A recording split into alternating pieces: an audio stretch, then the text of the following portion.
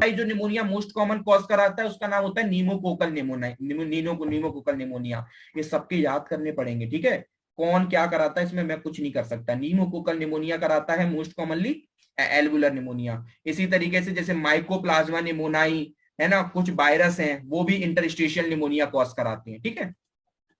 तो एक interstitial inflammation confide तो इंटर एल्वुलर सेप्टा के बीच में क्या, जैसे माइकोप्लाज्मा निमोनाई या कुछ वायरस है जो इसको कराते हैं। और थर्ड वन तो हम बात कर ही चुके हैं ब्रोंक्यूल्स की।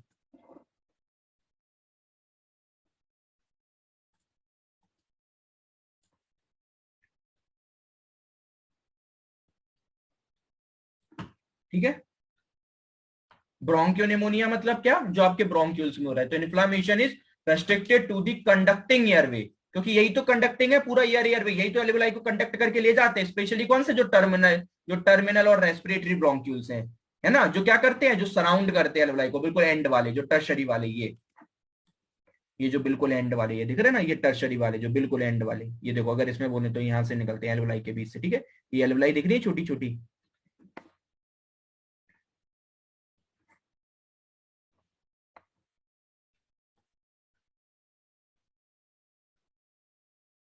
ये एल्वेलाई दिख रही है, एल्वेलाई, इसके बीच में छोटे छोटे दिख रहे हैं ना, यहाँ से निकलते हैं, इसे टर्मिनल ब्रोंक्यूल्स कहते हैं, ठीक है। इसे क्या कहते हैं, टर्मिनल ब्रोंक्यूल्स। तो यहाँ पर जो प्रेजेंट होते हैं ये जो छोटे छोटे लास्ट वन एंड वन वाले हैं, इनमें होते हैं, तो इसे बोलते हैं क्या, ब्रोंकियोनिमोनिया, ठीक है। फिर इनकी वजह से प्राइमरी और सेकंड, वो इसकी वजह से जो आपके सेकेंडरी और जो प्राइमरी वाली ब्रोंकल्स है उनमें फैल जाता है, ठीक है। एयरवे स्पेशली टर्मिनल और respiratory bronchioles the surrounding alveoli. तो ये तीन आपकी लोकेशन की बेस में हो गई। अच्छा, इस वाले में आपको एथलेटेक्सिस भी दिख सकता है, जो ब्रोंकियो वाले में। एथलेटेक्सिस में होता है लंग्स का कोलैप्स होना। क्यों, क्योंकि भैया मेन तो ईयर यही लेके जा रहे हैं ना, यही तो है जो आगे चल के, ठीक है। तो इसमें हमारा क्या होता है, ब्रोंकियस वाले में एथलेटेक्सिस बहुत कॉमन होता है। एथलेटेक्सिस का मतलब होता है लंग का कोलैप्स करना। क्यों भैया, क्योंकि भैया यही तो पाथवे है जो ईयर लेके आ रहा, यही तो आपका पाथवे है जो ईयर लेके आ रहा है ना, इनसे ही तो एल्वुलाई आगे चल के कनेक्ट है इस तरीके से, है ना। अब मेन अगर इनीमा इन्फेक्शन हो जाए तो क्या हो जाएगा, ये ब्लॉक हो जाएंगी, बैक्टीरिया रह जाएंगे। अब वो एल्वुलाई के अंदर अगर ईयर जाएगी नहीं तो क्या हो जाएंगे, लंग आपकी कोलैप्स कर जाएंगी। ईयर जाएगी नहीं तो ये क्या कर जाएंगे, लंग्स कोलैप्स कर जाएंगे। तो ये वाला काफी खतरनाक होता है, ठीक है, इजीली आपके लंग्स को कोलैप्स करा सकता है। इसका एग्जांपल याद करो स्टेफिलोकोकल निमोनिया से। मोस्ट कॉमन जो होता है निमोनिया वो से बोलते हैं ब्रोंकिया निमोनिया, ठीक है। तो ये अभी हमने पहला पढ़ा on the base of site, site में हमने तीन पढ़े, एल्वुलर, इंटरस्टिशियल, उन दोनों के बीच में, इंटरस्टिशियल के बीच में, ठीक है। और थर्ड वन हमने पढ़ा कौन सा, ब्रोंक्यू वाला, ठीक है, ब्रोंकिल्स में। तो ये हमने तीनों को, पहला हमने समझा on the base of site. अब हम सेकंड वन समझते हैं on the base of aetiology. Aetiology का मतलब होता है कि निमोनिया जो आपको हो रहा है वो दो है। प्राइमरी मतलब देखो ये आप बचपन से पढ़ते आ रहे हो, प्राइमरी मतलब क्या, दो वो चीज जो डिसीज खुद से हो जाए उसे प्राइमरी बोलते हैं। सेकेंडरी मतलब जो डिसीज क्या हो रही, निमोनिया मगर हो रहा है मगर कोई दूसरे रीजन की वजह से, अभी समझाता हूं।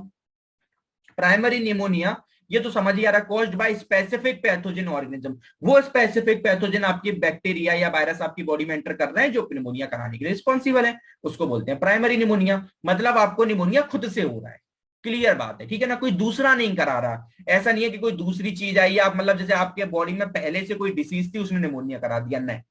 आप बिल्कुल अच्छे वाले हेल्दी थे, सब कुछ था, आपको कोई दिक्कत नहीं हो रहा, आपको आके निमोनिया हो गया, मतलब वो सीधा आपको, आपके मतलब बॉडी में कोई और दूसरी डिसीज नहीं बैठी थी, मतलब खुद से आके, ऐसा नहीं कि किसी और ने निमोनिया करा दिया। ये इसको मेन और क्लियर होगा जब सेकेंडरी बताऊंगा, ठीक है। तो इसमें no pre existing abnormalities of respiratory system, ऐसा नहीं कि पहले कोई रेस्पिरेशन में आपका जैसे ऑलरेडी लंग्स के अंदर कैंसर हो रखा था, या फिर मान के चलो आपके कोई और सर्जरी कराई गई तो वहां से पस आ गया, तो ऐसा नहीं, लंग्स नॉर्मल थे, ठीक है ना। आपके डायरेक्टली बैक्टीरिया आपके अंदर एंटर करा है, सीधा खत्म, प्राइमरी बात। जैसे सीधे कौन से, जैसे most common streptococcus pneumoniae, haemophilus influenzae, staphylococcus aureus, mycoplasma pneumonia, है ना, ये सब आपके कराते हैं। सेकेंडरी वन अभी और समझ आएगा। सेकेंडरी वन का मतलब होता है कि ये जो स्पेसिफिक थे ये ना कराएं। तो फिर सर कैसे, इसको याद रखना, मैंने बोला ना सेकंड, नाम बहुत याद करना है, इसमें नाम बहुत है। सेकेंडरी निमोनिया को एस्पिरेशन निमोनिया भी बोलते हैं, याद रखना, 2 मार्क्स में पूछते हैं व्हाट इज एस्पिरेशन निमोनिया। तो एस्पिरेशन निमोनिया का मतलब होता है सेकेंडरी निमोनिया, प्राइमरी नहीं पूछते। एस्पिरेशन का मतलब होता है कि हमारे बॉडी में ही कहीं कुछ था, वो फैल के आ गया। एस्पिरेशन निमोनिया मतलब characterised by absence of any specific pathogen. इसमें जब आपका टेस्ट कराएंगे ना, ये कैसे पता चलता है कि आपको प्राइमरी सेकेंडरी, जब आपका स्प्यूटम का टेस्ट कराएंगे तो पर्टिकुलर जिनकी वजह से निमोनिया होता है वो मिलेंगे ही नहीं। तब आपको बोला जाएगा नहीं नहीं भैया आपको एस्पिरेशन निमोनिया होगा। फिर आपसे पूछेंगे कहीं कहीं आपके बॉडी में आपकी कोई सर्जरी हुई या कहीं और पस बना था क्या बॉडी के अंदर, कहीं कुछ हुआ था क्या? तब बोलोगे अच्छा हाँ वो दांतों की सर्जरी हुई थी तो उसमें पस पड़ गया था बहुत ज्यादा। तब वो बोलेंगे कि वो पस वहीं से फैल के आ गया है ना। तो क्या होता है, इसमें कोई स्पेसिफिक पैथोजन नहीं मिलेगा आपके स्प्यूटम में, बल्कि उसमें मिलेगा क्योंकि इसमें था, जैसे presence of some pre existing abnormalities of respiratory system, पहले से आपके जैसे देखो निमोनिया की डेफिनेशन क्या है, पस बनना। अब इसमें क्या हो रहा है, अब मेन तो है आपका डेफिनेशन, मेन तो यही थी ना, पस बनना और इन्फ्लामेशन होना। अब प्राइमरी निमोनिया में जो पस और इन्फ्लामेशन बन हो रहा है वो क्या हो रहा है, वो निमोनिया के जो बैक्टीरिया वायरस फंगाई उनकी वजह से। अब सेकेंडरी वाले में वो वायरस बैक्टीरिया फंगाई नहीं है मगर पस तो है ना। पस होगा तभी तो निमोनिया बोलोगे। निमोनिया बोलोगे कब, कि पस बनना चाहिए, इन्फ्लामेटरी रिस्पॉन्स होना चाहिए, बोलते उसको निमोनिया है। मगर पर्टिकुलर अगर कोई स्पेसिफिक जो आपके पैथोजन है उनसे हो रहा है तो प्राइमरी है। और अगर वो पस जैसे मान के चलो किसी के चेहरे पे जो नेजल साइनस होते हैं उनमें पस बन रहा है या फिर उनमें इन्फेक्शन हो रहा है, वो पस इन्फेक्शन ट्रेवल करके आपके लंग्स तक चला जाए तो वो पस अब क्या लंग्स में चला गया, अब वो पस कहां बनने लग गया, लंग्स में बनने लग गया। तो उससे जो निमोनिया हुआ वो कौन सा हुआ, प्राइमरी के सेकेंडरी, सेकेंडरी क्यों, क्योंकि डायरेक्ट नहीं आया वहां पर। जब आपका स्प्यूटम निकालेंगे तो पर्टिकुलर ये जो बैक्टीरिया या जो ये हैं जो वायरस है जो निमोनिया कराते हैं वो मिलेंगे ही नहीं, क्यों, क्योंकि भैया उन्होंने कराया ही नहीं, वो तो है ही नहीं ना रिस्पॉन्सिबल, उनकी क्या गलती। तो फिर किसने कराया, बोले हमारे नेजल में पस था वो ट्रेवल करके लंग्स तक चला गया, अब वो बैक्टीरिया अंदर चले गए, वो पस बनाने लग गया। तो जो मेन स्पेसिफिक होते हैं जो पर्टिकुलर निमोनिया कराते हैं वो नहीं मिलेंगे। जैसे आपने कोई इनहेल कर लिया कोई सेप्टिक मैटर, सेप्टिक मैटर पस वाला मैटर, जैसे बहुत लोगों की टॉन्सिल, जैसे टॉन्सिल कट होते हैं, टॉन्सिल जिनके टॉन्सिल में इन्फेक्शन है तो टॉन्सिल की सर्जरी हुई, वहां पस पड़ गया तो वो पस इनहेल करके लंग्स में चला गया। या जो लोग दांत निकलवाने जाते हैं, डेंटल एक्सट्रैक्शन करवाते हैं तो उनके दांतों में पस पड़ जाता है ना, तो वो इवन पस आपके अंदर चला जाए तो क्या हो गया, क्योंकि मेन डेफिनेशन निमोनिया की ये है कि पस पड़ना चाहिए और इन्फ्लामेशन होना चाहिए। अगर आप वो मेनली जो निमोनिया करवाते हैं उन बैक्टीरिया वायरस फंगाई की वजह से होगा तो उसे प्राइमरी कह दो। अगर वो नहीं करा रहे हैं कोई दिक्कत नहीं, पस तो अंदर जा रहा है ना, पस अंदर जाना चाहिए, इन्फ्लामेशन होना चाहिए, आप निमोनिया कह दोगे। ठीक है, जैसे किसी को या फिर किसी को और लंग्स की अदर प्रॉब्लम हो गई है जिनकी वजह से, जैसे हम ये पढ़ेंगे सीओपीडी पढ़ेंगे, एक्यूट क्या होता है क्रोनिक ब्रोंकाइटिस पढ़ेंगे, ब्रोंकियोटेसिस पढ़ेंगे, ये सब हम पढ़ेंगे, है ना। लंग एप्सिस पढ़ेंगे। अब लंग एप्सिस का ही मतलब होता है कि लंग के अंदर पस बनना। अब वो लंग के अंदर पस निमोनिया वाले बैक्टीरिया तो नहीं बनवा रहे ना, निमोनिया वाले वायरस फंगाई नहीं बनवा रहे तो उसका निमोनिया नहीं बोलोगे, नहीं सर। अगर निमोनिया के अंदर पस बन रहा, वो लंग के अंदर पस बन रहा है तो पस में be carried into the alveoli, हम उसको निमोनिया कह देंगे। अब वो अगर चाहें तो वो बैक्टीरिया वायरस फंजाई बनवा दें तो ठीक है, अगर वो नहीं बनवा रहे तो कोई बात नहीं भैया, कहीं और से आ रहा है तो हम उसको बोल देंगे। हमारा तो मेन गोल वहां पर पस होना चाहिए। इसीलिए आप समझ आ गया कि सबसे ज्यादा डेथ इससे क्यों होती है, क्योंकि कहीं कुछ और हुआ था, वहां पस चला गया, वो पस फैलने लग गया, कुछ भी हुआ तो अगर आपकी डेथ हुई जब लंग्स में देखा तो पस है, आपकी पोस्टमार्टम रिपोर्ट में लिख देंगे क्या, कि निमोनिया से मरा था। अरे भैया पस तो कहीं और से आया, उसकी गलती क्या थी, अभी तो ये तो कुछ नहीं, अभी और आगे देखो, जब इसके पढ़ते चलोगे ना ऑन द बेस ऑफ सब, ये तो अभी प्राइमरी सेकेंडरी पढ़ा है, जब ऑन द बेस ऑफ ये पढ़ोगे ना कि on the base of acquiring कहां से लिया है, तब आपको बड़ा दिमाग आपका हिलेगा कि भैया यहां से भी वहां से भी है, तब समझ आएगा अच्छा क्यों इतने हम मरते जा रहे हैं।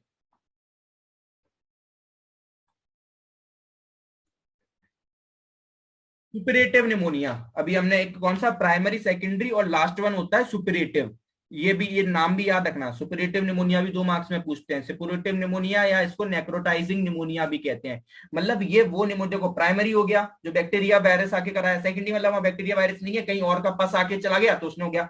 थर्ड वन का मतलब होता है कि जो जिन बैक्टीरिया वायरस या किसी भी वजह से अगर आपको निमोनिया हुआ था, सपोज करो वो जो प्राइमरी वाला था जिन बैक्टीरिया वायरस की वजह से हो गया था, हमने उनको मार दिया मेडिसिन देके, हमने उनको मार दिया, कोई बात नहीं मेडिसिन देके मार दिया, मगर वो आपके लंग्स के अंदर ऐसे चेंजेस करके जा चुके हैं जो आप वापस ठीक नहीं हो पाएंगे।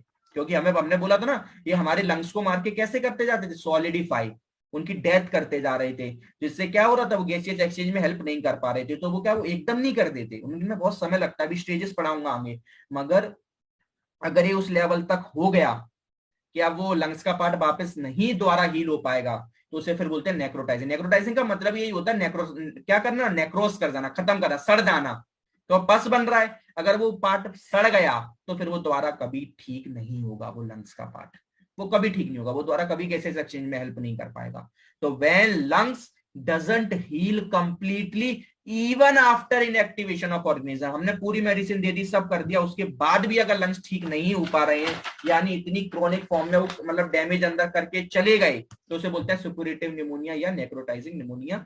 ये 2 मार्क्स में पूछते हैं। हियर द प्रोमिनेंट फीचर क्या रहेगा आपका, here the prominent feature are destruction of lung tissue, वो आपकी यहाँ पर डिस्ट्रक्ट कर गए लंग टिश्यू। बाकी सब में तो क्या कर रहे थे, डैमेज कर रहे थे, फिर भी हमने ठीक है, डैमेज को ठीक कर सकते हो, डिस्ट्रक्ट को ठीक नहीं कर, डिस्ट्रक्ट मतलब खत्म, एंड। तो यहाँ पर आपके लंग टिश्यू क्या हो गया, destruct of lung tissue by, जो इन्फ्लामेशन हो ही रहा था वो इन्फ्लामेशन से एब्सिस, पस बनने लगेगा, सब्सिक्वेंट डेवलपमेंट ऑफ फाइब्रोसिस हो जाएगी, और फाइनली हो जाएगा ब्रोंक्यूटेसिस। हम ब्रोंक्यूटेसिस पढ़ेंगे, ब्रोंक्यूटेसिस खतरनाक सीओपीडी है। ब्रोंक्यूटेसिस की डेफिनेशन होती है कि it is a long term condition, ये ऐसे नहीं होती ब्रोंक्यूटेसिस, एकदम नहीं होती bronchiectasis, it is a long term condition when the जो आपके ईयरवे हैं, जो air when the airway become abnormally widened, जो आपके ईयर सेक्स थे जिनमें हो रहा था, ये एबनॉर्मली वाइडेंड होता है। वाइडेंड का होने का मतलब होता है कि अब ये दोबारा कभी भी लाइफ में इन्फ्लेटेड या डिफ्लेटेड नहीं करेंगे, ये सेल्स अब कितने स्ट्रेच हो गए, काम खत्म। बोला ना सेल्स, हमने बोला ना कभी भी सेल्स डेथ होते हैं तो क्या होता है, उनकी जो पट्टी वो स्ट्रेच हो जाते हैं, क्यों, क्योंकि वो पूरी कोशिश करते हैं कि वो कुछ कर सकें, मगर जैसी जैसी स्ट्रेच होते चले जाते हैं फिर वो खत्म हो जाते हैं, तो उसी पोजीशन में स्ट्रेच होकर रह जाते हैं, उनकी प्रॉपर्टी लूज हो जाती है। उसी को ब्रोंकियोटेसिस बोलते हैं। ब्रोंकियोटेसिस बहुत डीप में पढ़ेंगे, ब्रोंकियोटेसिस पर्टिकुलर डिसीज नहीं है, ब्रोंकियोटेसिस तो एक कंडीशन है। सीओपीडी के जो चारों पढ़ेंगे मैं बताऊंगा कैसे क्या क्या होते हैं, ठीक है। तो ब्रोंकियोटेसिस का ब्रोंकियोटेसिस क्या होता है, it is a long term condition where the airway become abnormally widened, build up excessive mucus. अब क्या हो गया, अब इजीली, अब ये क्या है ना, वे इन्फ्लेटेड डिफ्लेटेड करेंगे नहीं, कोई ईयर आएगी नहीं अंदर, तो अब अंदर पस भरता ही चला जाएगा। अगर हमने ठीक नहीं करा तो वो एरिया पूरा कैसा हो जाएगा, नेक्रोस हो जाएगा और काम खत्म, ठीक है। तो ये जो कॉजेव ऑर्गेनिज्म क्या होता है, वो स्टेफिलोकोकस ओरियस, ओकेजनली होता है कि हिमोफिलस इन्फ्लुएंजा या स्टेफाइलोकोकस निमोना भी इसको कर देती है, ठीक है। तो ये नाम याद आपको करने पड़ेंगे। लास्ट हमने 2 क्लासिफिकेशन पढ़ लिए। पहला क्लासिफिकेशन हमने साइड पे पढ़ा जिसमें हमने ईआईबी पढ़ा, एल्वुलर, इंटरस्टिशियल और ब्रोंक्यूल। दूसरा क्लासिफिकेशन हमने एटियोलॉजी के बीच में पढ़ा, प्राइमरी, सेकंड और नेक्रोटाइजिंग यानी सुपरेटिव। थर्ड क्लासिफिकेशन पढ़ेंगे on the mode of acquiring pneumonia. उन दोनों में 3-3 पॉइंट पढ़े थे, 3-3 याद रखना है, ऐसे याद करना है। उन दोनों में 3-3 पढ़े थे, 3-3, इसमें 4 पढ़ेंगे, ठीक है। 3-3-4 टोटल 10 होते हैं। अब ये पहला होता है classification bye mode of acquiring pneumonia. Acquiring pneumonia की निमोनिया आपने कहां से लिया, आपको कहां से हुआ। पहला होता है community acquired pneumonia. Community acquired pneumonia मतलब कि जैसे आप 4 दोस्त हो, एक को निमोनिया था, उसने खांसा, छींका या स्प्यूटम करा तो उससे आपको फैल गया। क्यों, क्योंकि लंग्स के अंदर है, अब वो छींकेगा तो वो स्प्यूटम बाहर निकलेगा, उसमें वो बैक्टीरिया वायरस भी आएगा, आपने इनहेल कर लिया तो वो आपको हो गया, ठीक है, क्लियर। तो indicates pneumonia occurring in a person in a community. आपके कोई 4 दोस्त थे, उनमें किसी को था, उसने छींका खांसा तो वो उसके स्प्यूटम में था, तो मेनली इजिली फैल जाता है, ठीक है। तो जैसे स्ट्रेप्टोकोकस निमोनिया, हिमोफिलस इन्फ्लुएंजा, तो ये हो गया कम्युनिटी। एक होता है, ये समझना आप अच्छे से, ये इंपॉर्टेंट है, ठीक है। एक होता है नॉस्कोकोमियल निमोनिया या हॉस्पिटलाइज्ड एक्वायर्ड निमोनिया। इसमें नाम बहुत हैं, नाम ही याद करने हो। नॉस्कोकोमियल निमोनिया बोलते हैं इसका, हॉस्पिटल एक्वायर्ड निमोनिया इसका मतलब होता है उन लोगों में होता है जिनकी हैवी सर्जरी हुई है। जैसे कोई बहुत समझो करो, जैसे किनको, जैसे कोई हॉस्पिटल में एडमिट हुआ और विद इन 48 आवर्स में उसको निमोनिया हो गया हॉस्पिटल। अब सोचो कि तुरंत 48 आवर्स में निमोनिया हो गया, मतलब क्या, उस जो जिसको हुआ है, उस जो बंदा है उसकी ऑलरेडी इम्यूनिटी कितनी डिप्राइव होगी, उसके लंग्स कितने डिप्राइव होंगे कि विद इन 48 घंटे के ही अंदर हो गया। तो ये मेनली उनमें होता है जो वेंटिलेटर पर होते हैं, high risk patient are of mechanical, जो मैकेनिकल वेंटिलेशन पर होते हैं, उसको बोलते हैं वेंटिलेटर एसोसिएटेड निमोनिया। क्यों, क्योंकि लंग्स पहले ही खत्म, जो सोचो जो बंदा वेंटिलेटर पर, उसके लंग्स काम ही कहाँ कर रहे हैं, पूरी तरीके से डैमेज है, इम्यूनिटी कुछ है नहीं, तो इजिली उनको क्या हो जाता है, निमोनिया। इसलिए हमने हर सर्जरी के बाद हम क्या पढ़ते हैं, हर हर्ट की, हर लंग्स की सर्जरी में हम कॉम्प्लिकेशन में निमोनिया पढ़ेंगे। निमोनिया पढ़ के भी आए हर हर्ट की, क्यों, क्योंकि कोई भी हर्ट की सर्जरी हो तो क्या होगा, वेंटिलेशन पे तो डालेंगे, और वेंटिलेशन पे डालेंगे तो इजीली आपके क्या लंग डिप्राइव कर जाएंगे और आपका क्या होएगा, निमोनिया हो सकता है। फिर एक होता है उन लोगों में जिनकी इम्यूनिटी कंप्रेस हो, जैसे जैसे जैसे मोस्ट कॉमन एग्जांपल आज के समय पे कोविड, कोविड लिख के आओ, तो निमोनिया इन इम्यूनो कंप्रेसिव, ये सबसे खतरनाक। जैसे एचआईवी, अब ऐसा होता है कि किसी को एचआईवी थी, ठीक है, अब उसकी इम्यूनिटी पहले ही बहुत गिरी हुई है, अब उसको निमोनिया हो गया, मर गया, जब पोस्टमार्टम कराया तो डेथ का रिजल्ट कौन निकलेगा, निमोनिया, ना कि एचआईवी थोड़ा ना निकलेगा। समझ रहे हो। मैलिग्नेंसी, कोई कैंसर वैंसर था बॉडी में तो उसने इम्यूनिटी को पूरा खत्म कर दिया, है ना। कोविड, कोविड, अब डेथ का रीजन वहां कोविड थोड़ा ना लिखोगे, डेथ का रीजन निमोनिया लिखोगे, इसलिए हर 3 में से एक निमोनिया से मर रहा है डिसीज में। क्यों? क्योंकि डेथ का रीजन निमोनिया बन जाता है, हुआ तो प्रॉब्लम कुछ और थी, उससे निमोनिया हो गया तो उसको बना दिया। ठीक है। जैसे जैसे माइकोबैक्टीरियम ट्यूबरक्लोसिस, अब सोच लो किसी को टीबी हो गई, ठीक है, टीबी हो गई, उसने पूरे लंग्स की इम्यूनिटी गिरा दी, पूरा लंग्स डैमेज हो गए, अब फिर आ गया निमोनिया, तो उसको, उस बंदे को तुरंत निमोनिया हो जाएगा। अब वो निमोनिया, अब वो मर गया, तो अब आप डॉक्टर किससे बोलेगा, किससे मरा, निमोनिया से मरा, जबकि हुआ पहले उसको टीबी था, टीबी की वजह से लंग्स गिरे, निमोनिया हो तो निमोनिया, निमोनिया क्या, लंग्स में वैसे ही काम नहीं कर रहा है, थोड़े बहुत नहीं, निमोनिया ने पूरा पूरे लंग्स पे कब्जा कर लिया, लंग्स को सॉलिडिफाई कर दिया, गैसेज एक्सचेंज बंद हो गया, मर गया। और डॉक्टर क्या बोलेगा, अरे निमोनिया से मर गया, जबकि निमोनिया से भले मरा लेकिन टीबी था, एचआईवी था, तो लेकिन एंड में निमोनिया ही लिखा जाएगा, जिससे आप मरते हो वही लिखा जाता है। ठीक है, याद रखना, एचआईवी से कभी कोई इंसान नहीं मरता। एचआईवी में क्या होता है, आपकी इम्यूनिटी गिर जाती है, उसकी वजह से बहुत सारी डिसीजेस आपकी बॉडी में आके लग जाती हैं, वो आपको मार देती हैं। तो कभी भी आप बोलो तो याद रखना, एचआईवी से कभी कोई नहीं मरता। लोग बोलते हैं एचआईवी से मरना है, ना है, एचआईवी से इम्यूनिटी कम होती है। अगर आपने अपनी इम्यूनिटी बचा सकी, बहुत सारे लोग हैं जो 10 10 15 15 साल जी जाते हैं, जो अपनी इम्यूनिटी पे काम कर जाते हैं, काम कर गए तो आप जी गए। ठीक है। एंड लास्ट वन, तो पहले हमने अभी इसमें कौन कौन से पढ़ लिए, कम्युनिटी बेस्ड, तो कम्युनिटी एक्वायर्ड निमोनिया, क्या बोलते हैं, नॉस्कोकॉमियल यानी hospital acquired pneumonia, third one pneumonia जो इम्यूनोसप्रेस्ड थे, फोर्थ वन होता है हेल्थ केयर एसोसिएटेड। अच्छा, इसमें और हॉस्पिटल वाले में क्या अंतर होता है मैं समझाता हूँ। इसमें होता है इन्फेक्टेड अगर विद इन 90 डेज, उसमें कितना हो रहा था 48 आवर्स में, और वो स्पेशली उन लोगों में होता है जिनमें वेंटिलेटर्स वगैरह लगे हुए हैं।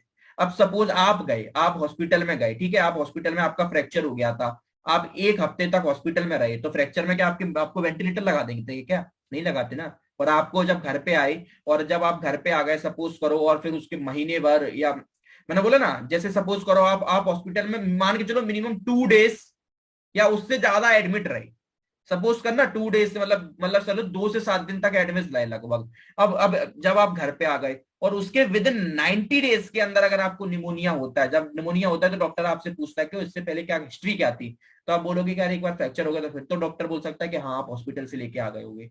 अच्छा, इतना लंबा पीरियड क्यों है, क्योंकि मैं अभी आपको बताऊंगा निमोनिया हमारे अंदर क्यों, आपके अंदर, हमारे अंदर सब क्यों, निमोनिया पूरी कोशिश करता है उसके जो बैक्टीरिया वायरस है वो फाइट करते हैं। अगर वो फाइट में वो जीत गए तो निमोनिया होगा, अगर वो हार गए तो आप ठीक रहते हो। तो कहो हमारे अंदर ये भी फाइट चल रही हो, कोई जरूरी नहीं है। ठीक, अब ये जरूरी नहीं है, उन लोगों में भी हो जाता है जो हॉस्पिटल में काम करते हैं, जो हॉस्पिटल में जाते हैं, जैसे वार्ड बॉय, नर्स, डॉक्टर, उनको भी हो जाता है, तो उसको हेल्थ केयर एसोसिएट निमोनिया बोलते हैं। ठीक है, क्यों? क्योंकि वो बेचारे कुछ नहीं काम करने का, दूसरों का लग गया, तो इसी बोलते हैं इन्फेक्टेड अगर विद इन 90 डेज, जो उन लोगों में जो 2 दिन या उससे ज्यादा हॉस्पिटलाइजेशन थे, स्टे इन नर्सिंग होम में है विद, इसमें क्या बोला है, जैसे जो बहुत सारे लोग जो बार बार इंट्रावीनस एंटीबैक्टीरियल थेरेपी या कीमोथेरेपी, कैंसर वैंसर है तो बार बार जा रही हैं, जिसको डायलिसिस के लिए बार बार हॉस्पिटल जाते हैं कि नहीं जाते, डायलिसिस कराने जा रहे हैं, वो करा रहे हैं, अब उनको निमोनिया हो जाए तो उनको जो निमोनिया बोलते वो बोलता है हेल्थ केयर एसोसिएट निमोनिया। क्यों? क्योंकि हॉस्पिटल जाने की वजह से निमोनिया हो गया। ठीक है, तो ये ध्यान रखना, ये कम्युनिटी बेस्ड, तो ये जो हमारे मेन वो 4 पार्ट कंप्लीट हो गए। अब हमारा पूरा पार्ट कंप्लीट हो गया है, क्लासिफिकेशन साइट पे पढ़ लिया, इटियोलॉजी पे पढ़ लिया, और इटियोलॉजी के बाद फाइनली हमने पढ़ लिया किस पर, मोड पर, कि मोड कहां से आ रहा है, क्वेरी निमोनिया क्या है। तो टोटल हमने 10 चीज पढ़ ली है, 3 साइट में, 3 हमने इटियोलॉजी में, 3 मोड, 4 मोड पर, टोटल 10। अब सबसे इंपॉर्टेंट है स्टेजेस, ये बहुत इंपॉर्टेंट पार्ट है और बहुत ज्यादा सिंपल पार्ट है, बहुत ज्यादा सिंपल, बहुत ज्यादा इंपॉर्टेंट, बस समझ नहीं आता लोगों को, अब समझ आ जाएगा। पहला होता है स्टेज ऑफ कंजेशन। कोई भी चीज है, सिंपल सी बात है, आप हो, आपके अंदर बैक्टीरिया अंदर एंटर करा, या बाहर, मैं बोलो बैक्टीरिया में जब भी बोलूं तो बैक्टीरिया, वायरस, फंजाई, तीनों का नाम लेके चलना। ठीक है, अब वो आपके अंदर एंटर करा तो उसको कौन सी स्टेज बोलते हो, स्टेज ऑफ कंजेशन। भैया हमने एंटर लिया, खत्म बात।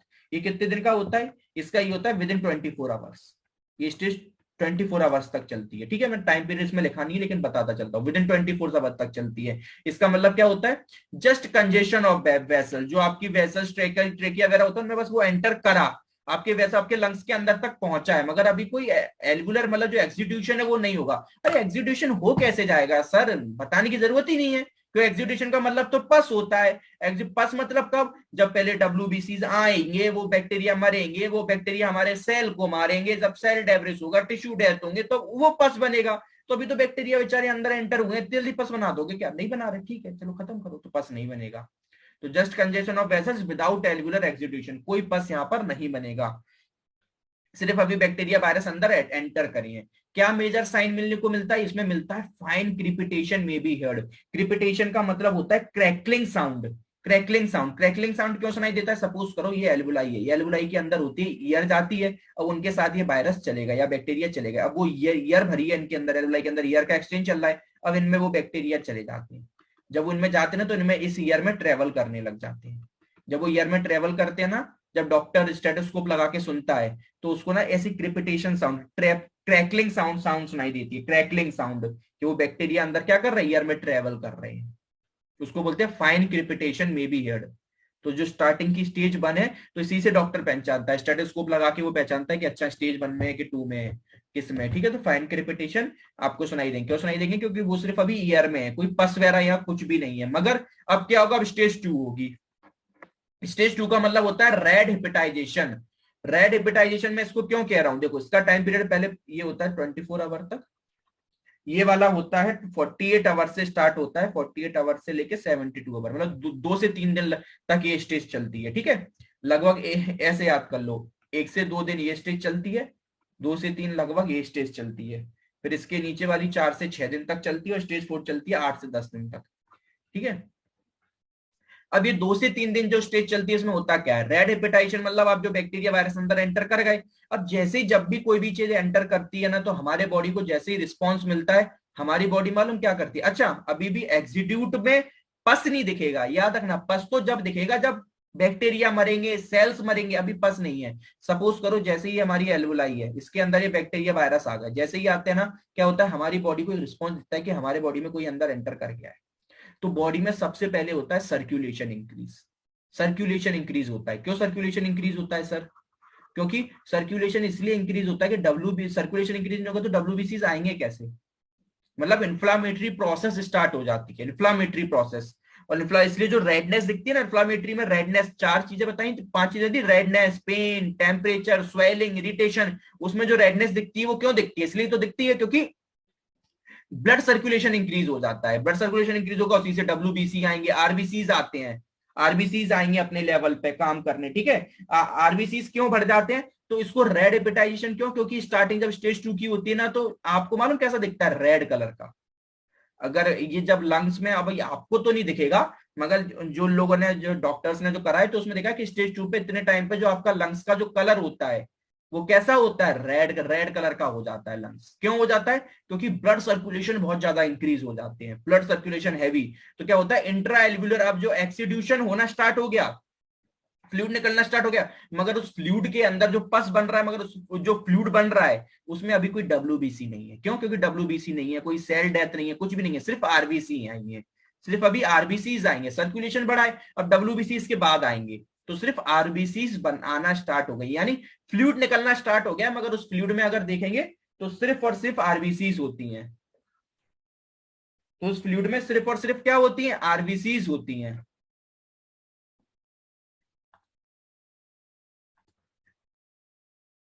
ठीक है, तो ये हमारा क्या, इसमें हमें कौन से साउंड सुनाई देंगे, ट्यूब्यूलर ब्रोंकियल ब्रीथिंग साउंड सुनाई देंगे। जब भी पेशेंट सांस लेगा ना, तो उसके ब्रोंक्यूल्स में साउंड सुनाई देंगे। ट्यूब्यूलर मतलब, इसका मतलब होता है, ट्यूब्यूलर ब्रोंकियल मतलब होता है high pitched sound, high pitched sound सुनाई देगा, high pitched breath sound, high pitched breath sound सुनाई देता है, ठीक है। क्यों ऐसा साउंड क्यों आता है, क्योंकि जो अभी जो आपके ईयर सैक थे, जिस पहला साउंड क्यों सुनाई दे रहा था, क्योंकि पहले ईयर थी, उसमें बैक्टीरिया ट्रेवल कर रहे थे, मगर अब पस बनने लग गया, बनने लग गया ना, भले उसमें अभी RBC है, WBC नहीं, लेकिन पस तो बनने लग गया। अब ये जो पस बनने लग गया, अब इस पस में आपकी जब ईयर आएंगी तो वो क्या होगी, ईयर आएंगी, अभी ऊपर से ईयर आ गई, ईयर इस पस में आएगी। अब सोचो, जब अब पहले तो क्या यहाँ पर पूरा स्पेस खाली था, सिर्फ एयर आती थी, मगर अब इसमें लिक्विड भरने लग गया। अब लिक्विड में जब गैस आती है ना, तो उसका एक अजीब सी हाई पिच्ड साउंड सुनाई देती है, उसी को बोलते हैं ट्यूबुलर ब्रोंकियल ब्रीथिंग एयर, ठीक है। तो ये क्या हुआ था, ear sac filled with fluid, then जो आपकी एंटर की वो जो ईयर एंटर करती है ड्यूरिंग ब्रीथिंग, उसकी वजह से जो साउंड सुनाई देती है उसको बोलते हैं ट्यूबुलर ब्रोंकियल ब्रीथिंग एयर। क्योंकि अब जब भी सांस लोगे तो ईयर आएगी, और जैसे ये एयर आएगी वो एयर इस फ्लूइड से क्या करेगी, टकराएगी, कोलाइड करेगी, जैसी करेगी तो एक आवाज सुनाई देगी हाई पिच्ड, उसको बोलते हैं ट्यूबुलर ब्रोंकियल ब्रीथिंग एयर। ये याद रखना, ठीक है। ये क्यों सुनाई दे रही है, क्योंकि फ्लूइड अंदर भर गया है, एक लिक्विड भर गया है, उससे आपकी गैस टकरा रही है, गैस कोलाइड कर रही है, तो इस वजह से। तो पहले तो सिर्फ गैस थी, उसमें बैक्टीरिया थे, इसलिए फाइन क्रिपिटस सुनाई दे रहे थे। अब ये ऐसा है कि ये तो सर ऑल टाइम सुनाई देगा, ये तो थर्ड स्टेज में भी सुनाई देगा जब डब्ल्यूबीसी आएंगे, बिल्कुल। क्योंकि थर्ड सी में बस क्या होगा, सिर्फ पस बदल जाएगा। तो जो थर्ड स्टेज है,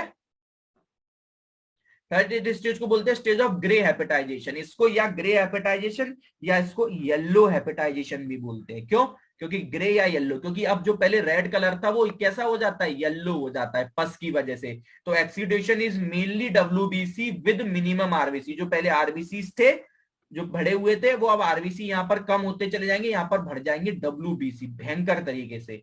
तो ट्यूबुलर ब्रोंकियाई ब्रीथिंग एयर, जो ऊपर साउंड सुनाई दे रहा था वही साउंड अब भी सुनाई देगा, पस तो अभी भी है ना, ठीक है। तो ये आपका मालूम है, ये हमने बात करता है, ये आपका 4 से 6 दिन चलता है, ये आपका 1 से 2 दिन चलता है, ये आपका 1 से 2 दिन, ये आपका 2 से 4 दिन, ये आपका 4 से 6 दिन, और नीचे वाला 8 से 10 दिन का चलता है, ठीक है। इस तरीके से आपका ये चल देखने को मिलता है। अब ये तो 3 स्टेज हो गई।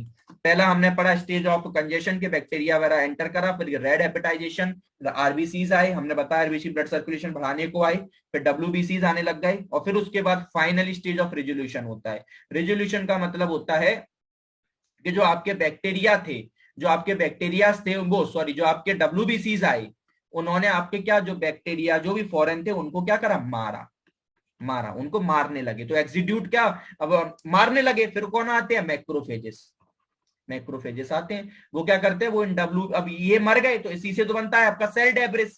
सेल डेब्रिस मतलब आपका पस बनने लग जाता है, यहाँ पर डब्ल्यूबीसी आ गया तो अब यहाँ पर पस बनेगा, इसमें पस बन गया था, स्टेज में पस बनने लग गया था। अब वो पस क्या है, जो इस स्टेज में आपके बनने लग जाता है पस, दिख रहा है ना येलो, इस स्टेज में। अब स्टेज में वो जो पस बन गया है उसको खत्म करना है। कैसे खत्म करेंगे, जो फाइनली बैक्टीरिया जो डब्ल्यूबीसीज आएंगे वो जीत जाएंगे, उनकी क्या हो जाएगी, जीत हो जाएगी। तो बैक्टीरिया को कि हारेंगे तो नहीं ना, हारेंगे तो डेथ हो जाएगी, हमें डेथ थोड़ी ना पड़नी है, हमें तो बेचारे को बचाना है ना। हमें अब ये मत बोलना सर हार गए तो, हार गए तो मर जाएगा इंसान, फिर तो हमें तो जिताना ही पड़ेगा ना, जीत जीत करनी पड़ेगी, हरा कैसे दें।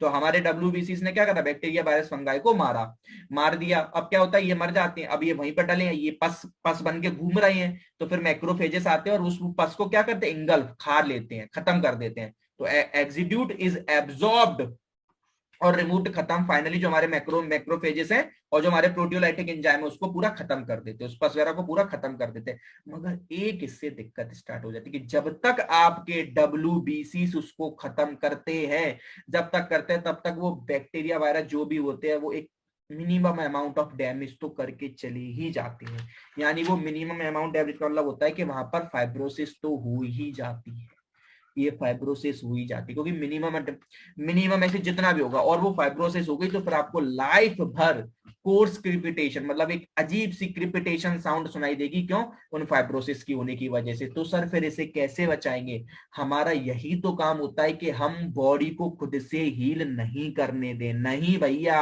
आप हील करोगे तो तब तक बहुत समय हो जाएगा, और तब तक बैक्टीरिया या वायरस हमारा कुछ नहीं कुछ पार्ट को फाइब्रोसिस तो करके ही, यानी नुकसान तो करके ही जाएंगे। तो डॉक्टर का यही तो काम है कि जो थर्ड स्टेज थी, या जो थर्ड तक तो बनने ही मत दो, सेकंड जो थर्ड स्टेज के 4-5 दिन के अंदर ही इतने जैसे पता चल रहा है, फीवर आ रहा है, बुखार आ रहा है, डॉक्टर ने रिपोर्ट कराई और उसको निमोनिया निकल गया, तुरंत हैवी अमाउंट में एंटीबायोटिक्स या एंटीवायरल देना स्टार्ट कर देंगे। क्यों, क्योंकि वो डब्ल्यूबीसी और